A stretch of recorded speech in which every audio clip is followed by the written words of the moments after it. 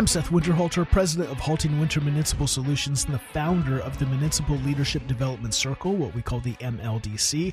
You're listening to the HaltingWinter podcast, where we explore the ideas, the books, the leadership principles that help local government leaders build organizations worth working for and communities worth living in. This week inside the MLDC, we're continuing our 3-month deep dive into the topic of organizational culture, and we're working through one of the best books on the subject. It's called Unreasonable Hospitality. It's by Will Guidara. If you want access to the full week of content that's built around this book, you can join us at haltingwinter.com/MLDC. There's a moment Will Guidara describes in this book that I think will challenge the way you see your role and your impact in engaging with your community. He's at an award ceremony. His restaurant, 11 Madison Park, was just named the 50th best restaurant in the world. That's right, dead last. Now, it's quite an honor to just be on the list of the 50 best restaurants in the world. I mean, can you imagine out of the millions of restaurants that are in the world to be on the list? But again, when you're dead last, right, that feels like you traveled all the way to this event and you were the first restaurant listed as number 50, and you kind of feel deflated and you know, like, why do we even show up? But instead of feeling humiliated, something really clicked for Will.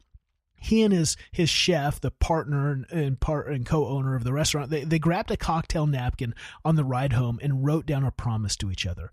They would become number one. And it wasn't by just making great food. It was going to be by making people feel something they'd never felt before.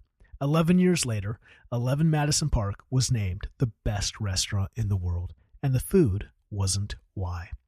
I want to spend a few moments here talking about why this matters. Why should it matter for you specifically as a local government leader who's trying to build something worth really belonging to, worth working for, worth investing into, when the institutions of local government might not always make this easy. Here's the tension I often hear from local government leaders that you are living in, that you're experiencing right now. You've got good people. You've got systems that mostly work. You're delivering services to your community, permits, public safety, infrastructure, planning, all of it. At a level, it feels like this is competent. This is working. And yet something feels like it's missing. Trust in local government is harder to earn than it's ever been. Residents arrive at your door already skeptical. Good employees leave for the private sector and tell you it's about more than pay. Council relationships feel more adversarial than collaborative. And when you try to change culture, new values, new training, new service standards, it doesn't quite stick the way you hoped. Guidara's book names exactly what's missing, and he calls it hospitality. Not service, hospitality. He draws a line between these two things that I think is one of the most useful distinctions that you will encounter in your municipal leadership. Service is black and white. It's competent, it's efficient, it's correct. But hospitality is color. It's the experience of being genuinely cared for by someone who sees you as a person, not a transaction. Local government is extraordinarily good at service. It has to be. You're accountable to elected officials, to auditors, to the public record. Competence is non-negotiable. But competence does not build trust. Hospitality does. Here's the thing that Guidara unpacks across this entire book.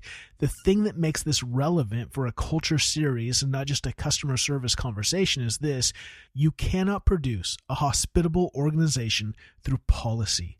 You can't mandate it from the top, and you can't train it into people who don't feel it themselves. It has to come from culture. The culture has to come from leadership, which means if you're listening to this podcast, it has to come from you. That can be an uncomfortable place to land because it removes the option of a programmatic fix. You can't roll out hospitality the way you roll out a new software system or a revised HR policy. It requires something more difficult. A sustained, intentional commitment to building an environment where people actually want to go above and beyond, where staff feel seen, which makes them capable of making residents feel seen, where the internal culture is healthy enough to produce something genuine on the outside. Guidara spent over a decade building that into 11 Madison Park, his restaurant. He made mistakes. He had to course correct. There were seasons where they pushed so hard for excellence that the team burned out, and he had to pull back and remember what it was all actually for. That story of a leader who's deeply committed to something meaningful, who has to navigate the tension between high standards and human sustainability, who builds a culture intentionally rather than let it happen by accident.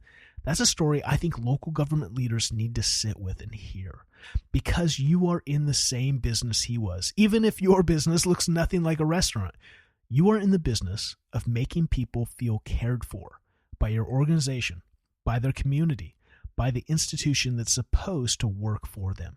The question this week is whether you're doing it and what it would take to do it better.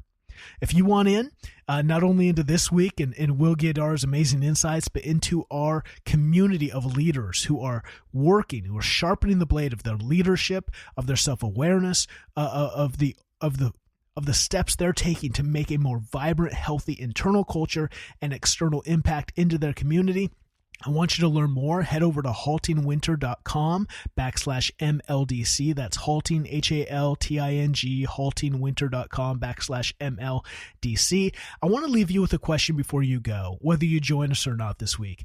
It's this. Guidara writes that the human desire to be taken care of never goes away. Fads fade, trends cycle, innovations become standard, but that desire is permanent. It's wired into us. Your residents feel it every time they interact with your organization. Your staff feel it every time they interact with you. The question isn't whether it matters. The question is whether you're paying attention to it. Think about one interaction, one moment in your organization's daily life where someone walks away feeling processed rather than being cared for. Just one. It doesn't have to be the biggest problem on your list. Just ask, what would it take to change that? That's the conversations we're having inside the MLDC this week. Again, HaltingWinter.com/MLDC. I'm Seth Winterhalter. Thanks for listening to the Halting Winter podcast. Keep leading with impact.